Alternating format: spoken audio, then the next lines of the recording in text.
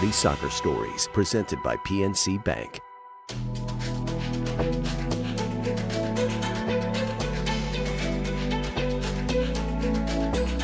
Mané Garrincha was an amazing soccer player who played in the 1950s and early 60s in Brazil. He was a larger-than-life character, and for many Brazilians, Garrincha was bigger than Pelé. He became a hero for his country and his people. And at the same time, he was plagued by personal flaws. It's amazing to think that such a player with such a track record would have such a very, very sad and tragic life. Very few players will ever do what Garrincha did. And I don't think the world will ever see another player like he was.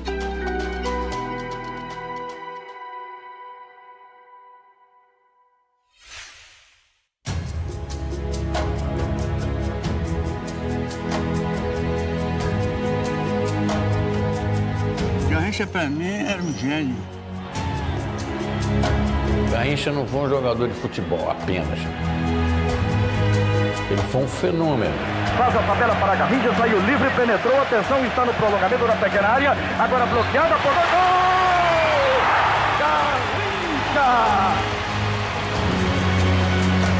Entre 1958 e 1962, não havia um brasileiro mais amado do que o Garrincha. When we played the national team together, during 10 years, Brazil never lost. O Pelé deixava os estádios estupefatos.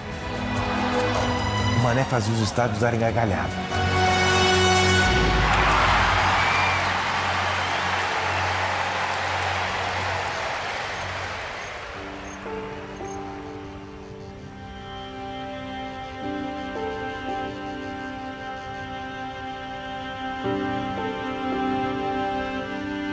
Eu sepultei Mané Garrincha aqui. Ele está enterrado aqui, mas isso aqui acho que não é dele, não. Que aqui está escrito outro nome, está emprestado aí. Merecia até um troço melhor, um túmulo melhor para ele. Era um bom jogador, merecia. Dr. Jobim um dia disse que o brasileiro gostava mais do Garrincha do que do Pelé, porque os brasileiros gostam mais dos perdedores do que dos vencedores. Eu acho que foi um raro erro de sensibilidade do Tom, por duas razões. O brasileiro gostava do Mané da boca para fora, porque não foi capaz, de alguma maneira, assisti-lo quando ele mais precisou. E eu não o tenho na conta de um perdedor.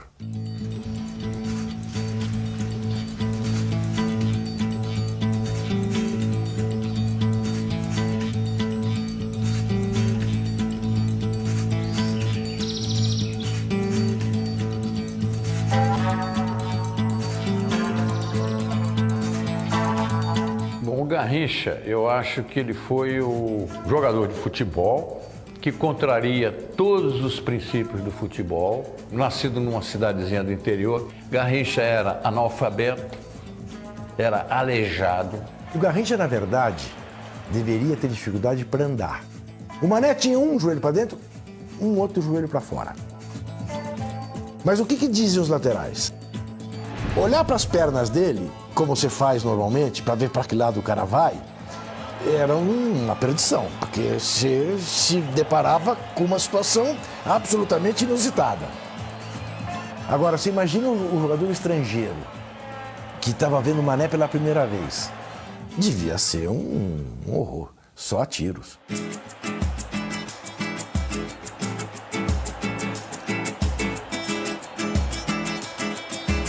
Os 3 minutos mais fabulosos da história das Copas do Mundo foram protagonizados por ele, Mané Garrincha.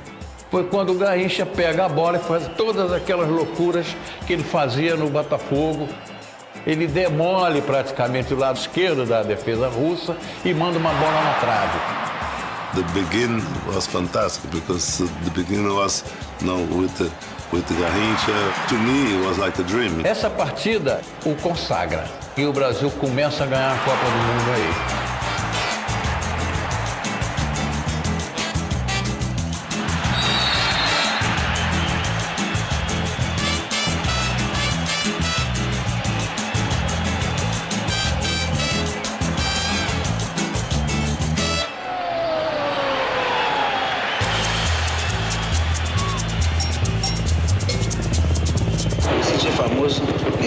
68, quando cheguei aqui, e achava que o pessoal ali estava assim, perturbando um pouco. Então eu me sentia um pouco cansativo da vida de ídolo. Garrincha, para ele, uma vitória do Brasil, pela simplicidade dele, era como se fosse uma vitória do Esporte Clube Pau Grande. Ele não fazia muita diferença, não. A Copa de 62 foi uma Copa mais importante ainda para ele, porque o Pelé se machuca. Ninguém imaginava que ele seria capaz de tomar para si a responsabilidade de comandar uma seleção numa Copa do Mundo como ele fez em 62. Didi Garrincha, the man who never knows who he's playing until the day of the game, and then someone has to tell him. And he goes to the byline, across comes the centre, there goes Amarildo, and it's 2-1 for Brazil. Back to Garrincha, what's he going to do? He shoots, it's there, Springer is beaten, 3-1 to Brazil. There's Garrincha, he gets a shot and it's in the net. And Brazil doing perhaps just a little more attacking there with a fine shot from Garrincha. Ahead by Zito, and it's in the net. The game is over. É o Mané bicampeão mundial de futebol.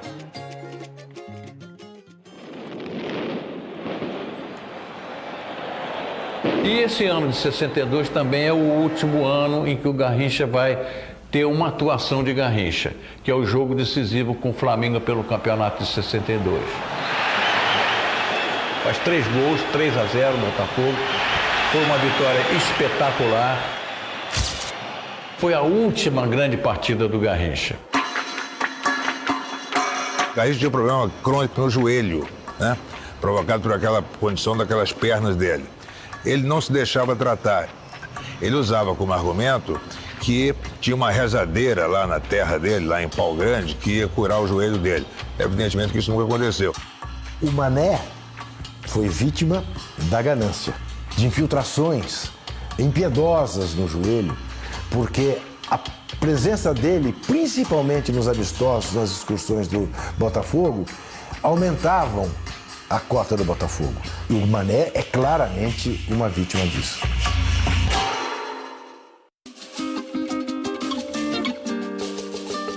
Garrincha era ingênuo nas coisas que envolviam dinheiro para ele, contratos, né? Fora isso, ele não era nada ingênuo. Ele era muito esperto para escapar de uma concentração, de um clube, né? Para sair de madrugada, para encontrar uma namorada. Ele era muito mulherengo. Com o nome que ele tinha, né? Sabia. A decadência do Garrincha foi a Elza Soares.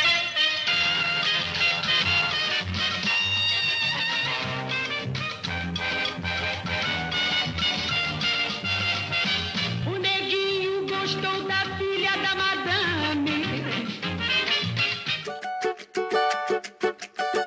O meu encontro com o Mané foi muito estranho. Eu fui convidada para ser madrinha da seleção brasileira. E então eu fui assistir o último treino antes de embarcar. Ele falou, olha, eu comprei um disco seu, se acaso você chegasse, e tem um presente para te dar, que é um disco da Billie Holiday, que vocês se parecem muito. Eu falei, você conhece a Billie? Ele disse, eu gosto da Billie e do Frank Sinatra, são meus cantores. Falei, uou. Quando a Elza conheceu o Garrincha, ela reparou que os dentes dele estavam em péssimo estado, que as camisas eram todas remendadas, com botões de cores diferentes, né? Ela viu um homem praticamente abandonado pela própria mulher, pela própria família. Ele falou, vamos namorar? Eu falei, você é casado, cara. Ele disse, não, eu sou casado, mas eu não vivo com a minha mulher. Começamos a namorar. Ela deu-lhe um banho de boutique, né? Comprou roupas novas para ele, não sei o quê, e botava os pés dele numa bacia de água quente, né? E lavava os pés dele e beijava os pés dele. Esse namoro, cara, me trouxe muita alegria, mas eu sofri muito.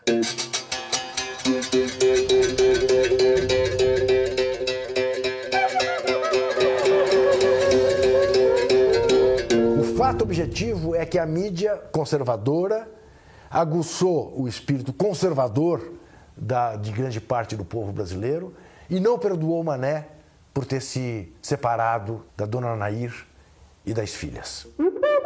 Eles começaram a passar na porta da minha casa armados. Eles tiravam a arma e atiravam em cima dos meus filhos. Eles faziam procissão, mandavam caixão para dentro da casa. E eu dizia assim, você é filho daquela Messalina. Olha, uma coisa, né?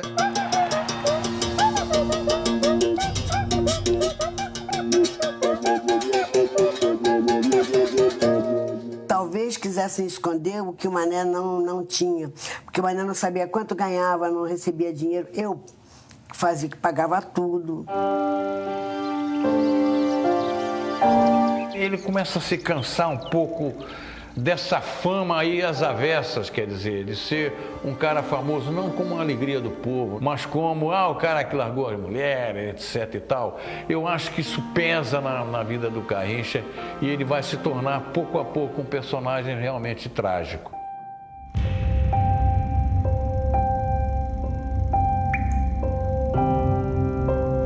Descobri que tinha bebida enterrada no jardim da casa. Aí ele me confessou que começou a beber com 5 anos de idade. O alcoolismo é um processo demorado. Eu diria que até exatamente 1962, o Garrincha não foi particularmente afetado pelo processo alcoólico. Deu que a partir realmente de 1963, coisa do joelho, que se recuperava nunca, porque havia essa dificuldade de se recuperar, precisaria se operar e não deixava. Também sem jogar por causa de discussão do contrato. Então, com essa falta de obrigatoriedade de todo dia treinar, isso fazia com que ele ocupasse esse tempo vago dele para beber.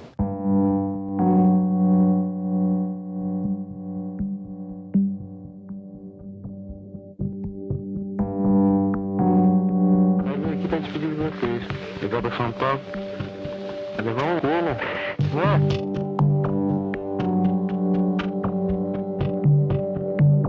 É óbvio, o torcedor sempre ia para o estádio imaginando ver aquele Mané Garrincha. E nunca mais viu aquele Mané Garrincha. Na verdade, desde que ele saiu do Botafogo, todas as tentativas, né? Flamengo, Corinthians, foram sempre infrutíferas. Depois que ele se aposenta, aí é que vem a derrocada. Eu tinha comprado um Landau. E um domingo de manhã o Mané falou, olha, eu vou a Pau Grande visitar as crianças. E eu, olha, neném, não vai, porque eu tive um sonho tão esquisito. A minha mãe, ela disse, você vai para tua peça, eu vou com ele, que foi minha mãe com a minha filha. Nós estávamos aqui, rapaz, eu estava lá, daqui a pouco ele via que o carro passava igual um foguete. Eu disse, meu Deus, para que Manuel correr assim? Na volta ele tinha bebido muito, entrou atrás de um caminhão.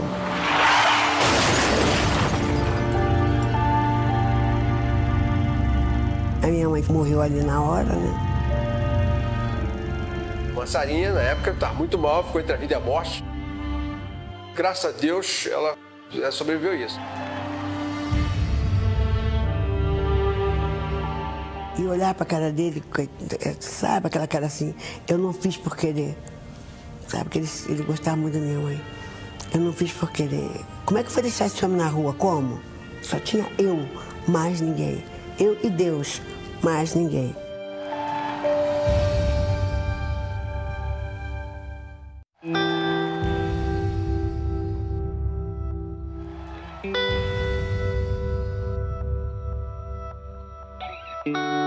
Como é que vai prender um cara que o Brasil exalta, que o Brasil ama, né? É o Soares, voz do Brasil, Garrincha. Então, papai, esse pessoal não podemos atacá-lo, não podemos de forma alguma fazer uma coisa, vamos convidá-los para sair. O que eu pude fazer foi tentar arranjar médicos para que curasse ele não quis ir a médico nenhum. O alcoólatra é o pior inimigo de si mesmo, né?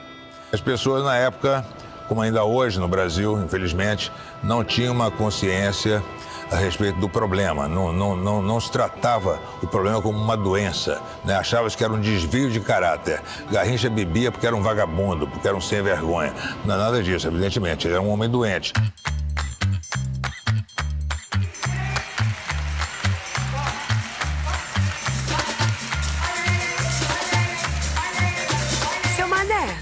Eu sei que o senhor foi bom de bola, sei que o senhor foi o demônio da Copa. Como é que você se sente ao meu lado como artista? Não cai muito bem pra mim, não. Ela voltou pra reconquistar sua carreira, pra resgatar a imagem do Garrincha. Qual foi a minha solução?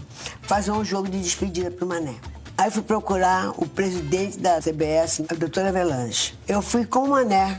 A resposta que ele deu pro Mané foi a seguinte: e se chover? Eu falei, ué, mas eu vejo o time de futebol entrar em campo com chuva, vocês nunca pensaram isso?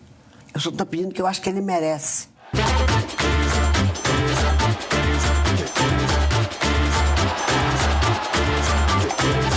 olhar o famoso último jogo dele, estava lotado o Maracanã. Arranjou-se um bom dinheiro para o Garrincha, mas também teve problemas esse jogo. Veio a família, quis tirar o dinheiro que ele devia para as filhas, devia mesmo. Inclusive sobre justificativas morais, não adianta dar todo o dinheiro para ele, que ele vai tomar de cachaça, não sei o quê. Esse dinheiro também não deu para ele tocar a vida mais para frente. Enfim, foi um fim triste de vida. Ressalte-se a Elza Soares. O que realmente rompeu essa ligação foi, infelizmente, a bebida. A Elza prometeu-lhe um filho, ela diz assim: você sempre quis ter um filho homem. Se você parar de beber, eu engravido e te dou esse filho homem. Ele olhou para ela e falou assim: calma, você fica essa idade. Você prometeu. E realmente ele parou de beber e ela teve um filho homem. No dia que ela chegou em casa com a criança, ela sentiu o cheiro de bebida e ela falou para ele assim: olha só, cara, só vai botar a mão no seu filho no dia que você não tiver um cheiro de bebida exalando de você. Porque essa criança aqui, ele tem que saber que o pai dele é uma coisa que representa esse país. Tem orgulho de você como muitas pessoas têm. E nunca pegou filho.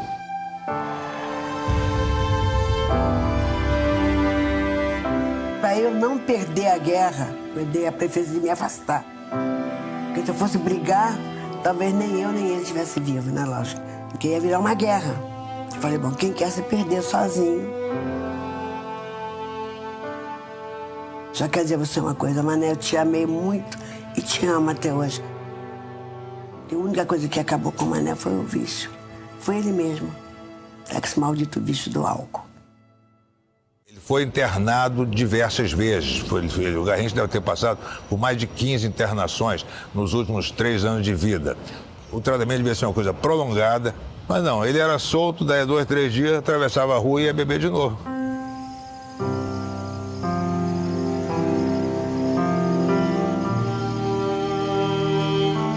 Eu estava ali sentado ali ao pé da igreja ali de Macedo, aí eu sabia que ele estava internado. Aí daqui a pouco chegou uma mocinha que mora ali. Ô, Malvino, o que é? Ih, rapaz, deu no rádio agora que o Garrincha morreu. Eu falei, o quê? Garrincha morreu? Pô, aquilo pra mim foi a mesma coisa que tivesse me dado uma facada. Eu não acreditava. Um cara desse morre caído numa calçada, tão jovem, 49, mesmo 49 anos. Mesmo tanto afastado, era um ídolo. Mas não era aquele ídolo.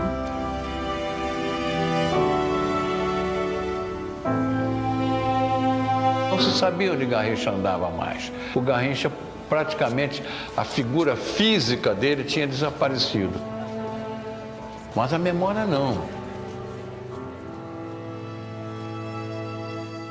Essa história de Garrincha, 1000 vezes melhor que Pelé, corria até com pessoas que nunca viram os dois jogar.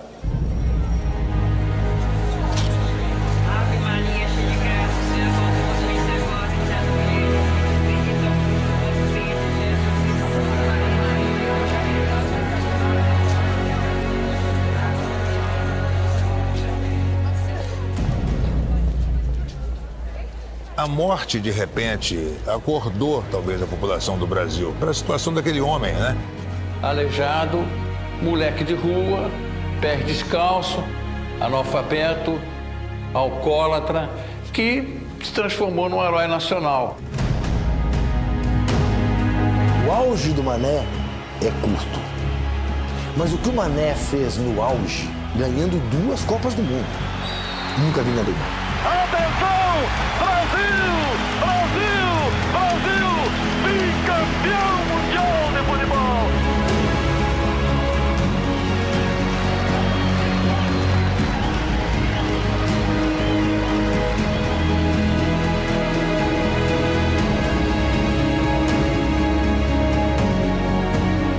De repente, o Brasil inteiro se reapaixonou pelo Garrincha, e que explica não só aquele maravilhoso enterro que ele teve, como também a maneira que as pessoas passaram a se referir a ele, né, sempre com muito amor e muito carinho.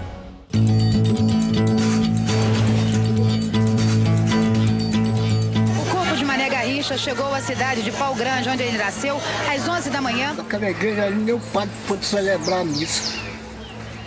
Nem o padre pode celebrar a missa de tanta gente. Daqui da igreja de Santana, o corpo de Mané Garrincha foi levado direto para o cemitério de Vila em Omirim, em Raiz da Serra. Com certeza, né, o enterro do Garrincha foi uma das coisas mais impressionantes que eu vi como repórter. Tava lotado de gente pra caramba aqui. Era como se fosse o apocalipse. Todo mundo, um subindo por cima do outro, mas as pessoas tinham que chegar perto. A gente caiu dentro da sepultura. Vai cair o caixão, vai cair o caixão. Foi uma loucura. Não, tem que cavar. Não dava, o caixão não dava. Puxa pra cá, bota pro outro lado, bota pra cá. Não dá. Vira, bota em pé. Não entrava. Era um Mané Garrincha, né? A gente estava perdendo, talvez, a maior alegria que o povo brasileiro já teve.